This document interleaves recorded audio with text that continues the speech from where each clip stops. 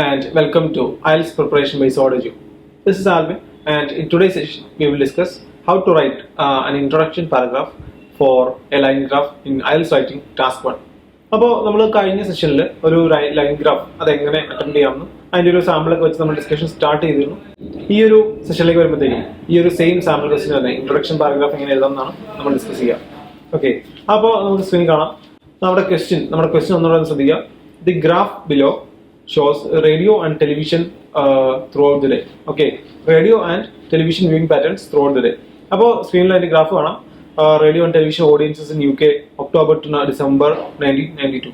അപ്പോൾ ഞാൻ ഒന്നുകൂടെ ഒന്ന് വർഷപ്പ് ചെയ്യാം. നമ്മുടെ ഇവിടെ സംസാരിക്കുന്നത് എന്ന് പറയുന്നത് ഒക്ടോബർ ഡിസംബർ മാസത്തെ അല്ലെങ്കിൽ 1992 ആ ഒരു പർട്ടിക്കുലർ ഇയറിലെ ഈ ഒരു മാസത്തെ ഒരു പർട്ടിക്കുലർ 24 അവേഴ്സിലെ ടി വി ആൻഡ് റേഡിയോ അതിന്റെ ഒരു വ്യൂയിങ് പാറ്റേൺസ് ആണ്. ഓക്കെ, അപ്പൊ ടെലിവിഷൻ ഓഡിയൻസിന്റെ ഒരു പാറ്റേൺ അതുപോലെ റേഡിയോ ഓഡിയൻസിന്റെ ഒരു പാറ്റേൺ അത് രണ്ടുമാണ് ഓരോ ലൈനായിട്ട് ഡിസ്ക്രൈബ് ചെയ്തിരുന്നത്. ദെൻ നമ്മൾ ഇൻട്രൊഡക്ഷൻ പാരഗ്രാഫ് എങ്ങനെ എഴുതാൻ നോക്കാം. ബേസിക്കലി ഒരു ഇൻട്രൊഡക്ഷൻ ഒരു ലൈൻ ഗ്രാഫ് അല്ലെങ്കിൽ ഒരു IELTS റൈറ്റിംഗ് ടാസ്ക് 1ന്റെ ഒരു ഇൻട്രൊഡക്ഷനിലേക്ക് വരുമ്പോഴത്തേക്കും അതെങ്ങനെയാണ് എന്ന് വെച്ച് കഴിഞ്ഞാൽ ബേസിക്കലി ഒരു പാരഫ്രൈസ് ആണ്. ഓക്കെ, ക്വസ്റ്റ്യൻ സ്റ്റേറ്റ്മെന്റിന്റെ അല്ലെങ്കിൽ ക്വസ്റ്റ്യൻ തന്നിരിക്കുന്ന കാര്യത്തിന്റെ ഒരു പാരഫ്രൈസ് ആണ് ബേസിക്കലി ഇവിടുത്തെ ഒരു ഇൻട്രൊഡക്ഷൻ ആയിട്ട് എഴുതുക. അപ്പോൾ അത് ബേസിക്കലി ഒരു 1 സെന്റൻസ് ആയിരിക്കും. ദെൻ അതുപോലെ കൂടുതലും നമ്മൾ എന്ത് ചെയ്യുന്നു, ക്വസ്റ്റ്യൻ സ്റ്റേറ്റ്മെന്റ് തന്നെ സിനോണിംസ് ഒക്കെ യൂസ് ചെയ്ത് പാരഫ്രൈസ് ചെയ്ത് എഴുതുന്നു. ഓക്കെ, ബേസിക്കലി നമ്മുടെ IELTS റൈറ്റിംഗ് ടാസ്ക് 2ലേക്ക് വരുമ്പോഴത്തേക്കും ഈ ഒരു പാരഫ്രൈസ് നമ്മൾ കാണുന്ന ഇൻട്രൊഡക്ഷനിൽ ഒരു പാരഫ്രൈസ് സ്റ്റേറ്റ്മെന്റ് എഴുതുമ്പോഴാണ്. ബട്ട് ഇങ്ങോട്ടേക്ക് വരുമ്പോഴത്തേക്കും ഇൻട്രൊഡക്ഷനാണ് എന്ത് ചെയ്യുക, പാരഫ്രൈസ് ചെയ്ത് എഴുതാം. അപ്പൊ ഇവിടെ നമുക്ക് എന്ത് ചെയ്യണം, കുറെ നല്ല സിനോണിംസ് ഒക്കെ ഉപയോഗിച്ചിട്ട് നമുക്ക് പാരഫ്രൈസ് ചെയ്യാം. നമുക്കൊരു സാമ്പിൾ അല്ലെങ്കിൽ ഈ ഒരു സാമ്പിൾ ക്വസ്റ്റ്യൻ തന്നെ ഇൻട്രൊഡക്ഷൻ നമുക്ക് എന്ത് ചെയ്യാം, സ്ക്രീനിൽ കാണാം. ക്വസ്റ്റ്യൻ എന്തായിരുന്നു? The graph below shows radio and television wing patterns throughout the day in 1992. അപ്പോൾ ഇതായിരുന്നു നമ്മുടെ ഇൻട്രൊഡക്ഷൻ, നമ്മുടെ ക്വസ്റ്റ്യന്റെ സ്റ്റേറ്റ്മെന്റ്. അപ്പോൾ അതെങ്ങനെയാണ് പാരഫ്രൈസ് ചെയ്തിരിക്കുന്നത് നമുക്ക് നോക്കാം. The line graph illustrates the proportion of people in the UK who watched TV and listened to the radio over 24 hours from October to December 1992. അപ്പോൾ അതെങ്ങനെയാണ് അത് പാരഫ്രൈസ് ചെയ്തിരിക്കുന്നതെന്ന് ശ്രദ്ധിക്കുക. നമ്മൾ എപ്പോഴും ഒരു ഇൻട്രൊഡക്ഷൻ സ്റ്റാർട്ട് ചെയ്യുന്നത് ഈ ഒരു ഫ്രേസിലായിരിക്കും. അതായത് ദി ലൈൻ ഗ്രാഫ് ഇലിസ്ട്രേറ്റ്സ് എന്ന് പറഞ്ഞിട്ടായിരിക്കും സ്റ്റാർട്ട് ചെയ്യുക.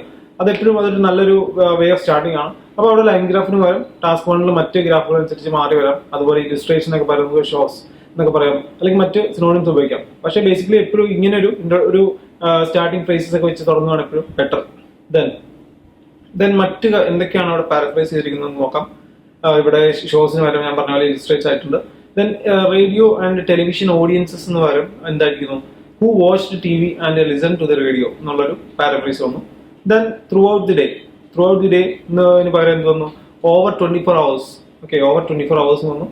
ദി ഡേ എന്നൊക്കെ പകരം ഫ്രം ഒക്ടോബർ ടു ഡിസംബർ 1992. അപ്പൊ ആ ഒരു ക്വസ്റ്റ്യനിൽ തന്നിരിക്കുന്ന ഗ്രാഫിന്റെ തന്നെ ക്യാപ്ഷൻ അല്ലെങ്കിൽ അതിന്റെ ടൈറ്റിൽ ഒക്കെ വെച്ചിട്ട് നമ്മൾ അതൊക്കെ ചേർത്താണ് ഇവിടെ പാരഫ്രൈസ് ചെയ്തിരിക്കുന്നത്. ഇത് എപ്പോഴും ഒരു ഐഡിയൽ വേ ഓഫ് പാരഫ്രൈസിംഗ് ആണ്.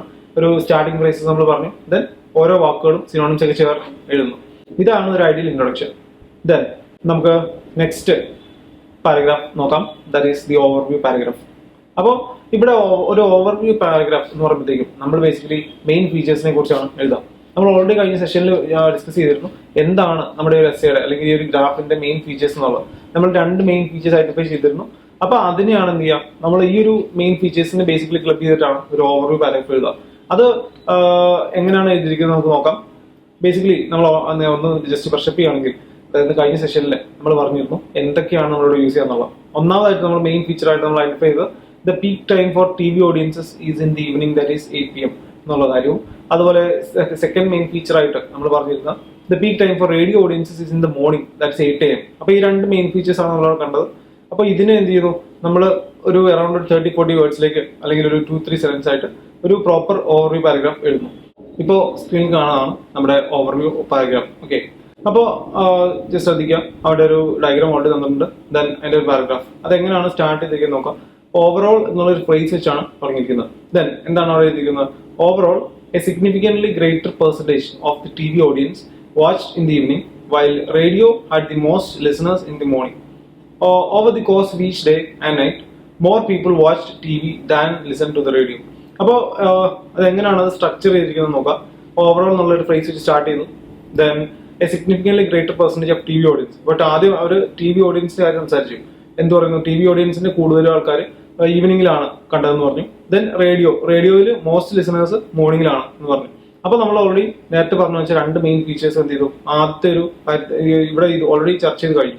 അപ്പോൾ ആ ഫീച്ചേഴ്സ് ഓൾറെഡി മെൻഷൻ ചെയ്തതിനു ശേഷം അവരെന്താണ് പറയുന്നത്, over the course of each day and night more people watch TV than listen to the radio. അപ്പോൾ ആദ്യമേ രണ്ട് മെയിൻ ഫീച്ചേഴ്സ് അവിടെ ഓൾറെഡി പറഞ്ഞു വെച്ചതിന് ശേഷം പറഞ്ഞ കാര്യം എന്താണ്, over the course of each day. അപ്പോൾ ഒരു ഡേ നീങ്ങുന്നതനുസരിച്ച് during the night also what happen, more people watch TV than listen to the radio. അപ്പോൾ മോസ്റ്റ്ലി ഒരു ഡേ നീങ്ങുന്നതനുസരിച്ചും അല്ലെങ്കിൽ മോസ്റ്റ്ലി ഓവർ ദ നൈറ്റും കൂടുതലും ആൾക്കാർ TV ആണ് കണ്ടിരുന്നത്. മോർ റേഡിയോയുടെ ലിസണേഴ്സിനെക്കാളും കൂടുതൽ TV വ്യൂവേഴ്സിന്റെ എണ്ണമാണ് കൂടുതൽ എന്നുള്ളൊരു കേസാണ് പറയുന്നത്. അപ്പോൾ ബേസിക്കലി ഈ ഒരു ആ ഒരു ഗ്രാഫ് ആദ്യം നോക്കുമ്പോൾ എടുത്ത് നിൽക്കുന്ന കുറച്ച് കാര്യങ്ങളാണ് ബേസിക്കലി ഈ ഒരു ഓവറോൾ പാരഗ്രാഫിൽ എഴുതി വെച്ചിരിക്കുന്നത്. ബേസിക്കലി ഇതാണ് ഒരു ഓവറോൾ പാരഗ്രാഫ്, അതായത് ഏറ്റവും സിഗ്നിഫിക്കന്റ് ആയിട്ടുള്ള കാര്യങ്ങൾ, അങ്ങനത്തെ ഫീച്ചേഴ്സ് മാത്രമാണ് നമ്മൾ ഒരു ഓവറോൾ പാരഗ്രാഫിൽ എഴുതുക. ഇത് ടാസ്ക് 1 ഏത് ഇതിലും ആപ്ലിക്കബിൾ ആണ്, mainly the line graph, bar chart etcetera. Okay, then അത്രയാകുമ്പോൾ നമ്മുടെ ഈ ഒരു സെഷനിൽ ഉണ്ടാകുന്നു. നമുക്ക് നെക്സ്റ്റ് സെഷനിലേക്ക് വരുമ്പോഴത്തേക്കും ബോഡി പാരഗ്രാഫ്സ് എങ്ങനെ എഴുതാമെന്ന് നമുക്ക് ഡിസ്കസ് ചെയ്യാം. Thank you.